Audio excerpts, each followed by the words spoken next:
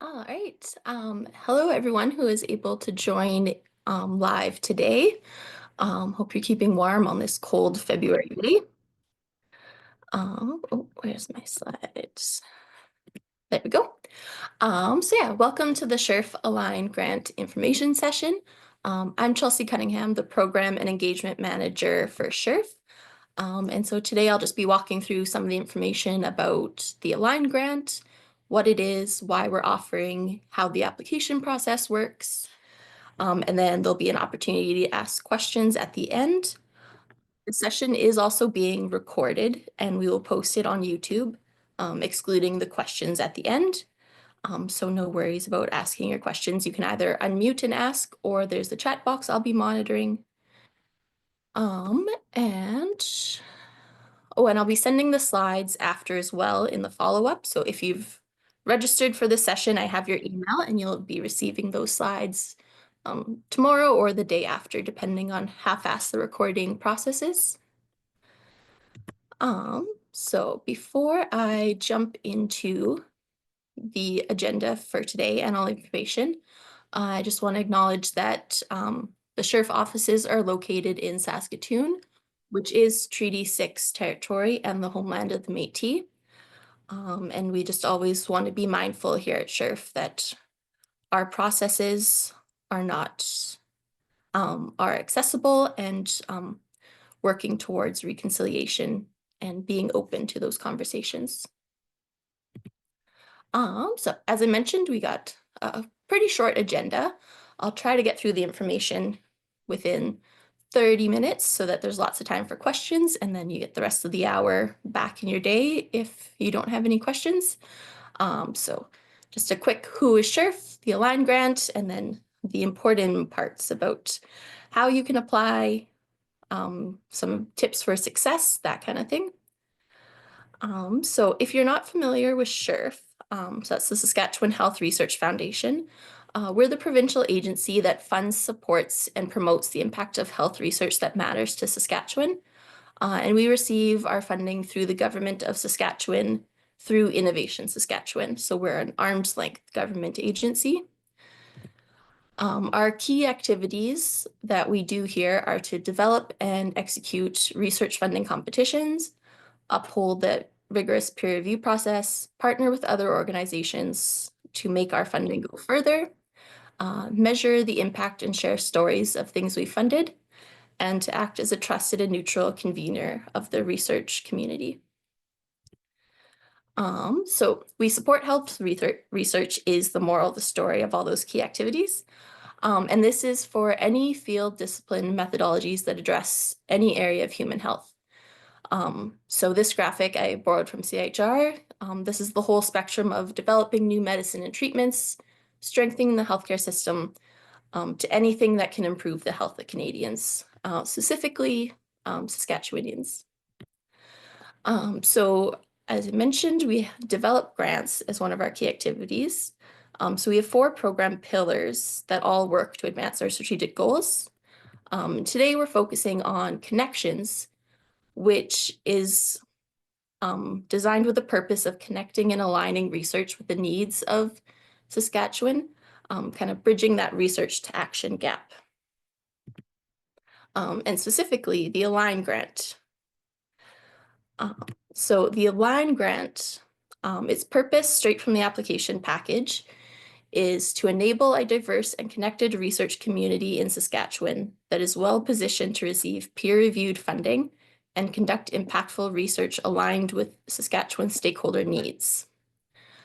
So when we're talking about Saskatchewan needs, we're referring to the people or organizations that have an interest in your research or are affected by its outcomes.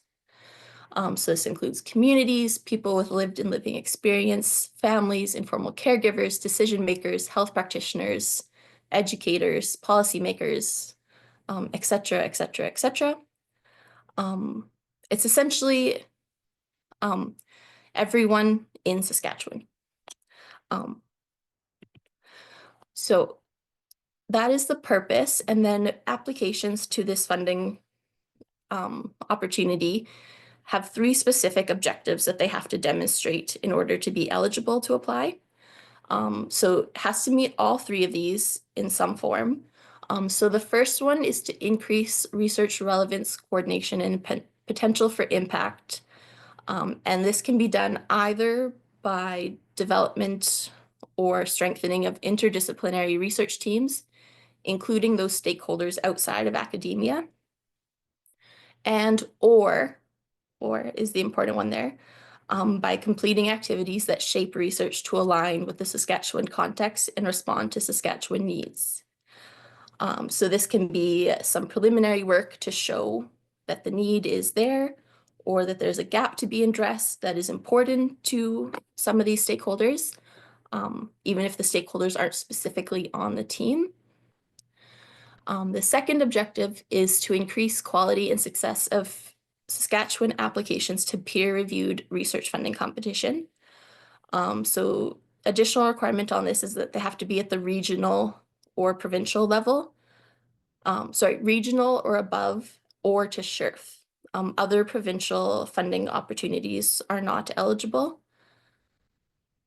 And then this should be demonstrated through your application. There'll be a section I discuss in a bit here about outlining what these applications are going to be. So going into your application, you should have a plan for what the next steps of your research project are going to be and where you will be applying. And the third objective is to support the development of Saskatchewan research and health professional trainees. So there's a little extra context here about they should be developing skills for collaborative team building or engagement outside academia. Basically, this one, because these are short grants, this one is required to have the trainee in place at the time of application. And that will be discussed a little bit more ahead as well.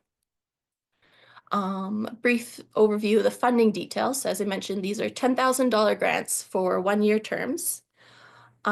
We offer 3 intakes or deadlines per year, per fiscal year, I should say.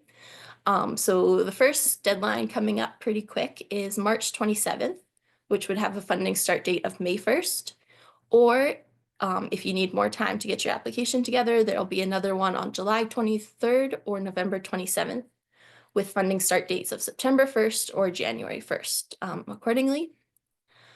And just a couple notes on this. So there's only 1 application allowed per principal application per deadline. So you can apply at March and in July, but you can't submit 2 applications in March. And also our deadlines are always 4:30 p.m. Saskatchewan time. We are understanding if your computer does crash right at 4:29, but just let us know as close to 4:30 as you can if there's some kind of technical issue.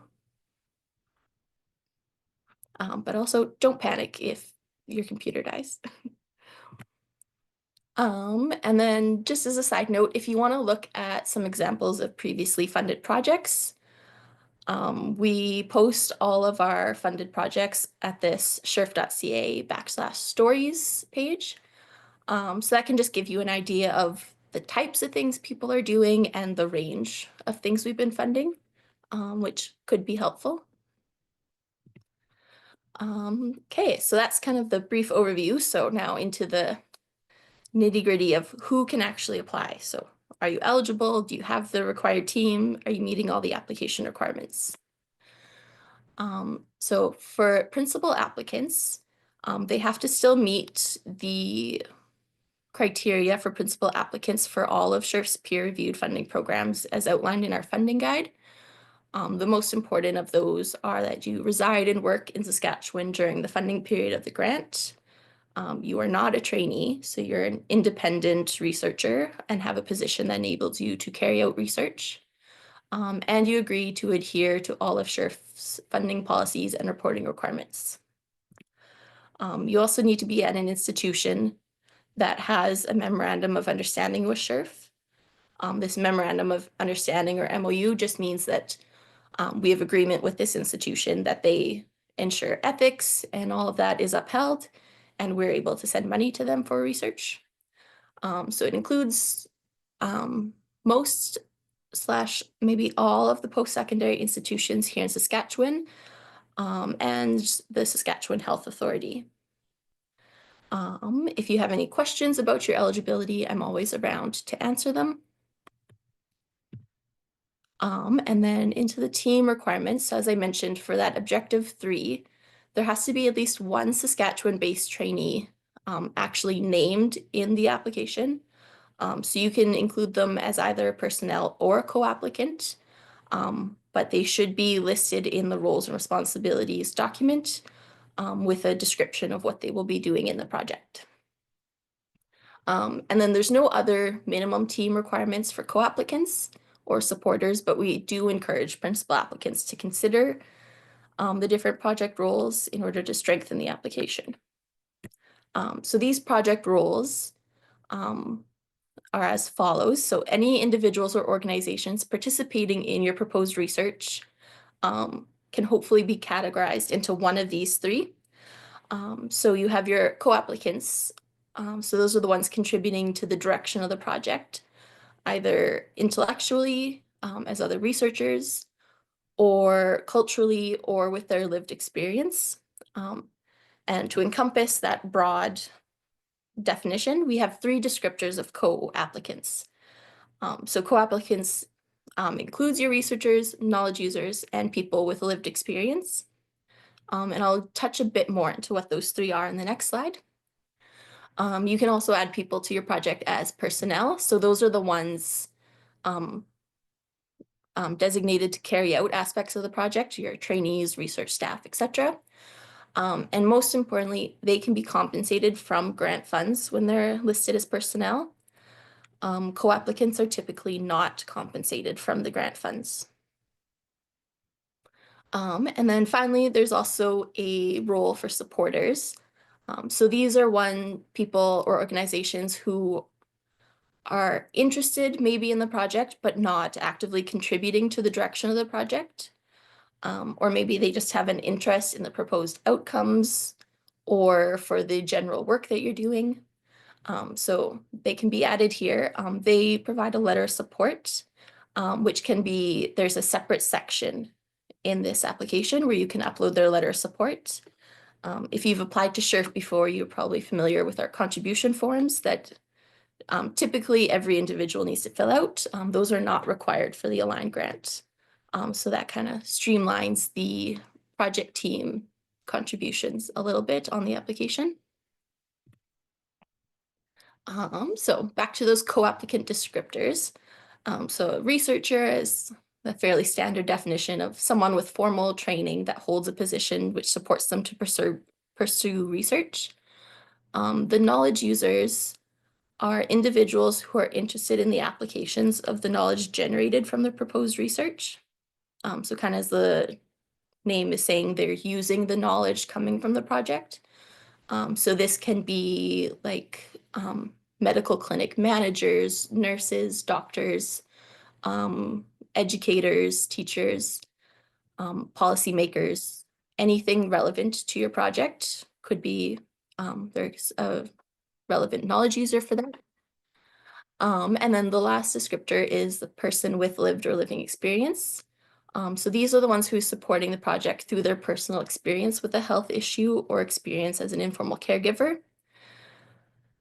And then just another reminder, so co-applicants, the policy is that they cannot be compensated for grant funds, but we do have an exception in place for knowledge users and people with lived experience. So those are outlined in more detail in the funding guide. If you have any questions about those, I recommend reading that section of the funding guide around allowable expenses. But then also don't hesitate to reach out and just double check if the planned compensation is going to be acceptable or not in the application. All right, so that covers most of the considerations for putting together your team and what you need for an application. Now the application itself, there'll be a few documents you have to prepare for the online application form. So that's a proposal. The page limit for Align is 3 pages.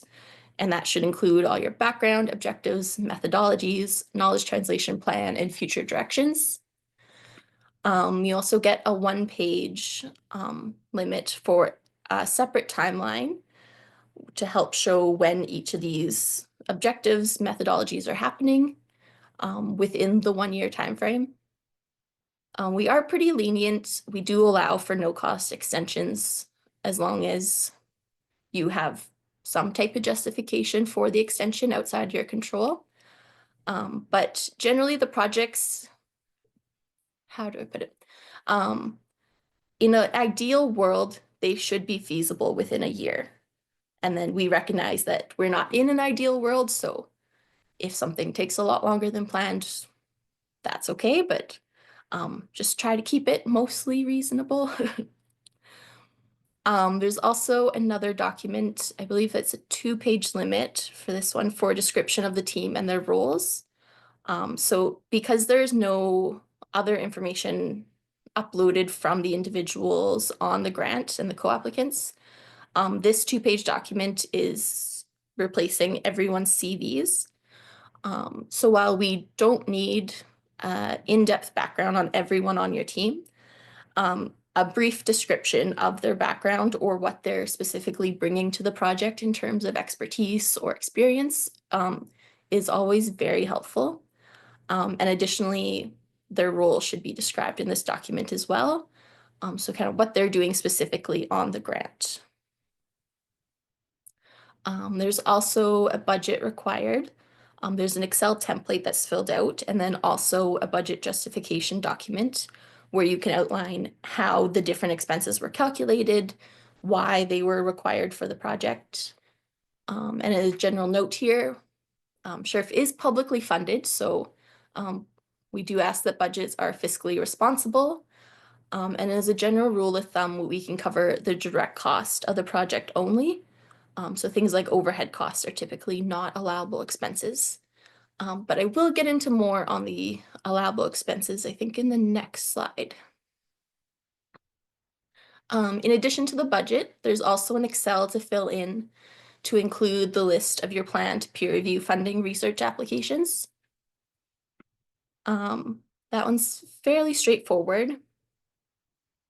Again, ideal worlds. We understand things happen, things don't turn out as expected.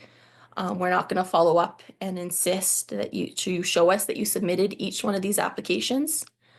But there will be a follow-up report 1 year after funded align ends, which gives us a chance to kind of touch base and see how these applications went.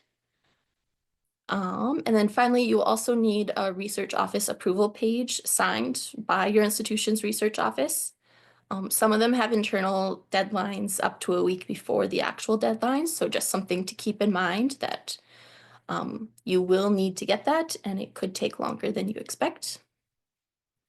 And then finally, so those are the actual documents, but most importantly, it should be apparent how the application meets all 3 aligned objectives throughout. Yeah, so I think in the application package, I kind of outlined some examples of things that could be included to show that you meet the objectives. And I believe I touch on them more in next slides. Under the review criteria, that's it. So yeah, the application requirements, oh, it's right now. So yeah, how do you meet the 3 objectives? Each project's going to be unique, so the answer to this is going to be unique. But as a general rule of thumb, for objective 1, there should be some sort of clear engagement with non-academic stakeholders as part of your team, or a plan to reach out to some to recruit to your team, or some kind of activity there. Or there can be a clear demonstration of previous work that included non-academic stakeholders guiding the current direction. So maybe you did a survey of local doctors and found that X was always an issue that could be addressed. And now your proposal is to address X by proposed whatever objectives you have. So that's why there's not an academic stakeholder directly on your team, but that alignment with their needs is apparent in that case. For objective 2, fairly simple, just make sure you identify at least one eligible future peer-reviewed funding application to be submitted within 2 years of the Align start date. I will note, so this is peer-reviewed research grant applications. So planning and dissemination grants are not considered eligible activities. They're great to see in a plan, but there should be also a peer-reviewed research grant application in there. And then finally, making sure that you have that trainee on the application ahead of time. A few expenses that are not allowable that I wanted to touch on. The Align grant is subject to all the policies within the SHRF funding guide. So that has a lot more information if you had any questions. But as general rule of thumbs, we're not able to pay for overhead operating cost. So it has to be direct cost of the project. Equipment's not allowable. We are able to approve exceptions ahead of time. So if there's equipment that you really need and have a good justification, you can always bring it to me and we can work on if it meets the policy and getting an approval for that. But again, $10,000 equipment's not gonna go very far. So yeah. Academic dissemination is also not eligible in this opportunity. So that's your publication fees, conference presentations, travel to the conferences. And this also includes academic team meetings. Yeah, if the meetings include your non-academic team members, then that can become eligible as part of your knowledge translation and getting those people into the fold. But academic team meetings are considered within the responsibilities of academics with positions that allow them to hold research. So that's not an eligible expense. Activities for the express purpose of preparing future grant proposals are also not allowed. So this is your grant writing or hiring a grant writer, things like that. And again, just SHRF funding guide is on our website if you ever need to reference anything. Okay, so that went through the application requirements, but so how do you actually apply? If you've applied through SHRF before, you are familiar with our research management system. If not, I have the URL here to check it out. You'll have to register and set up an account under your home institution. And then there's a few more helpful links here. So application support information. So we have the application package, which has all the information that I'm going over here today, plus a lot more detail. Really can't recommend enough reading it.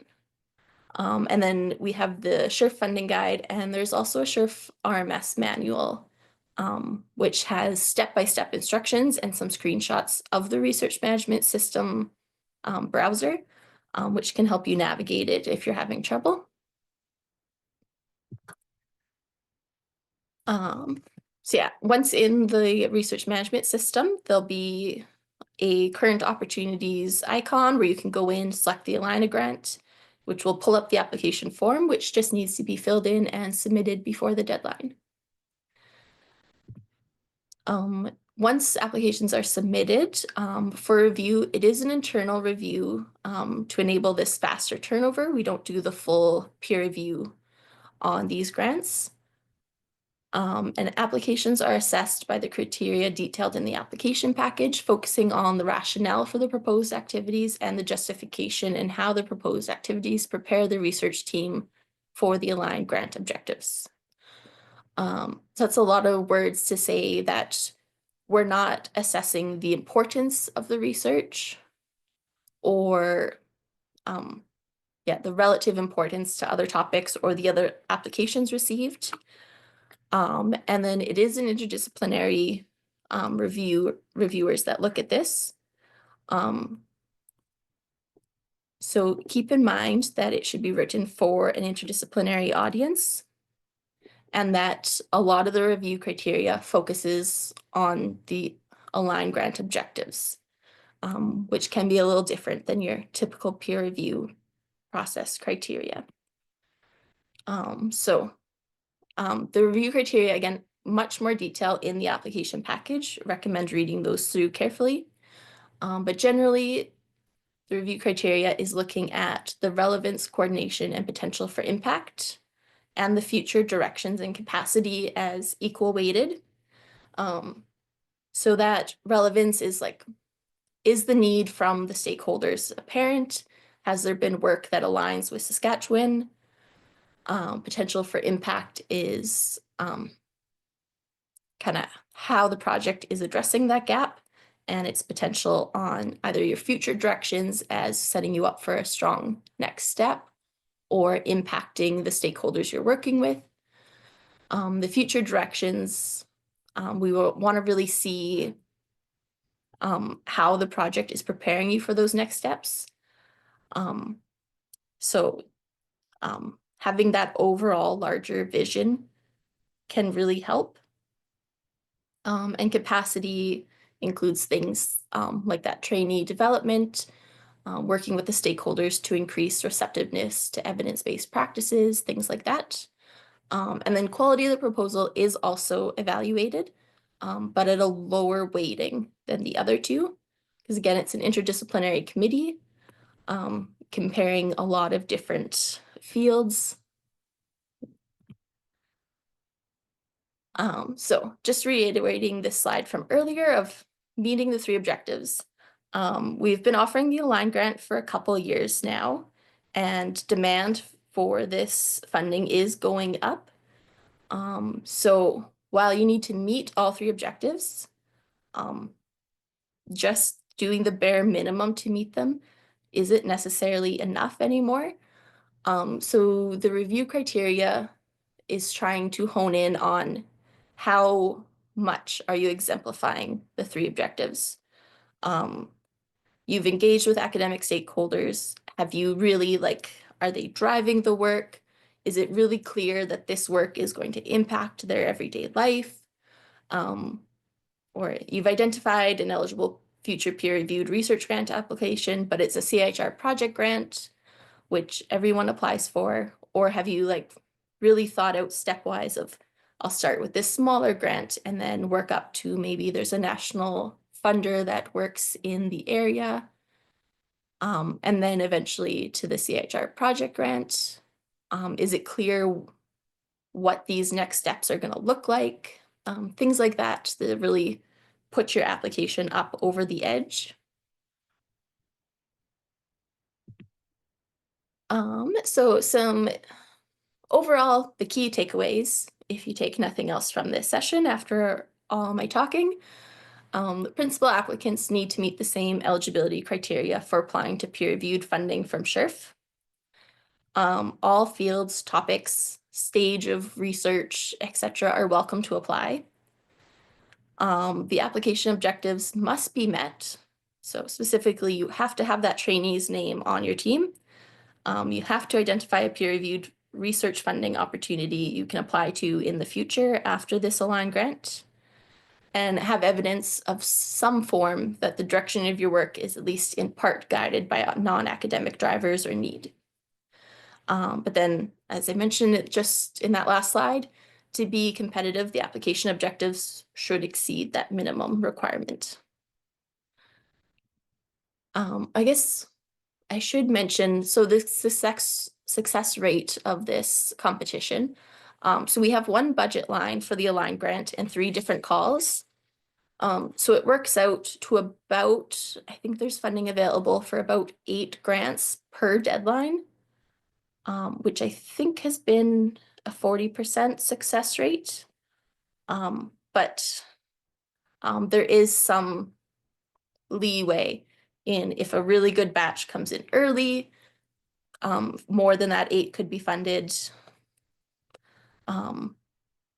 Yeah, so there's always funding left for the final call, but the exact success rate and amount of funding available could vary. And then finally, just some other general application tips of things I've been seeing over the past year or so in applications and review comments. So use the proposal space wisely. You get 3 pages dedicated for the proposal, but there's also a lot of other documents you upload that have space to address different things. Um, so if you feel if something's repeating from another section, it's okay to just cut it. So for example, describing the role of the trainee in the roles and responsibilities document and again in the proposal without adding new context to it. That space might be better served talking about your future directions or methodology. Um, Also, try to keep the background succinct, as this kind of ties into using the proposal space wisely, but just to reiterate, the importance or burden of the specific issue, disease, etc., is not one of the criteria the reviewers are looking at. So instead of talking about why disease is bad, um, I recommend instead trying to focus on outlining the context in which your project is working in and why your proposal is an important next step for your own program of research and maybe for the field as a whole or for the stakeholders you're aligning your work with. And then finally, be realistic.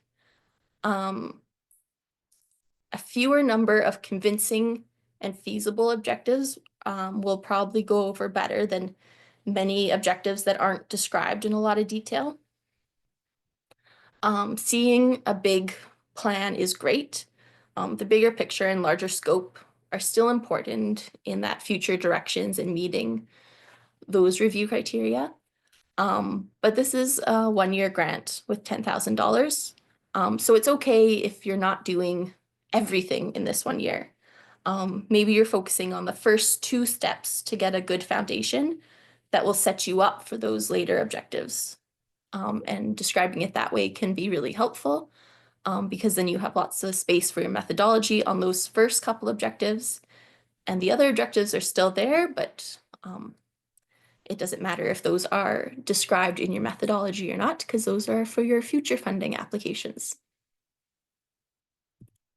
And then this slide just has mine and Tanya's contact information. So again, anything I've touched on today, if you're working on your application and have more questions as you're working, feel free to reach out to us and ask. We're always open and willing to help. There's a couple links to other resources here, but otherwise, that's all I have for you. So I think I saw a couple questions in the chat already that I will answer and then open it up to see if there's any more. Okay, so the first question was about objective 2. So for objective 2, I'll just pull these objectives up again.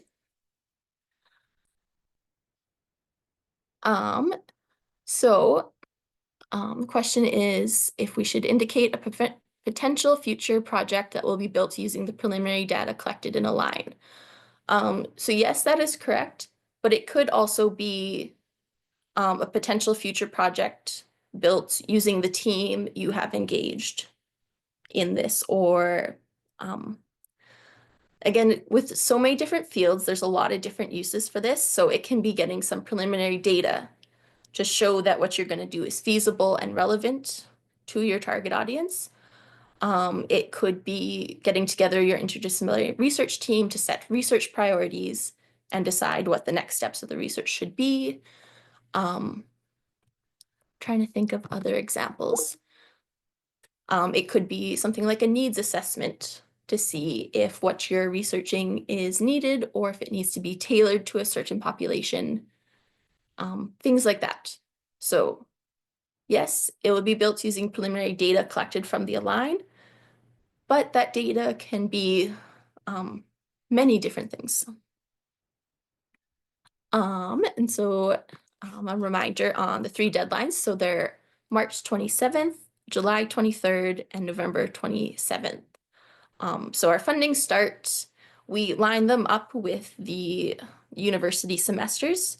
to try to help with that trainee requirement a little bit. So May 1st start date is usually good timing for a summer student, or September 1st, good timing for a practicum student, hopefully. And yes, so you can be a PI on a March 27th application and a July 23rd application, but just no two applications for the same deadline. Was another question there as well. Yeah, you can also be PI on an application for the March 27th deadline and a co-PI on another March 27th application, just not the main PI for both.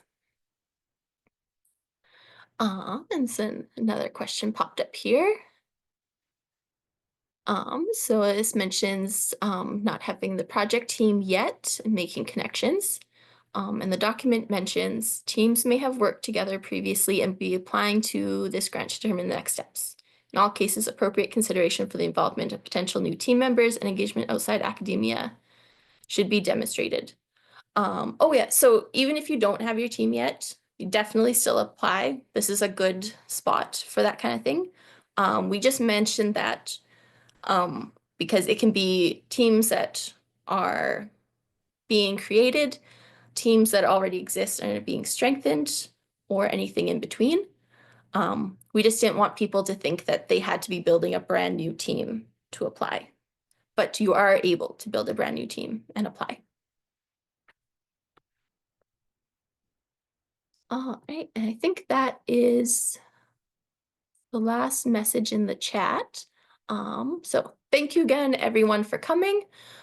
Stay warm out there, and I'll see you on for a little bit longer if there's any more questions that come up. But otherwise, I look forward to seeing some great applications.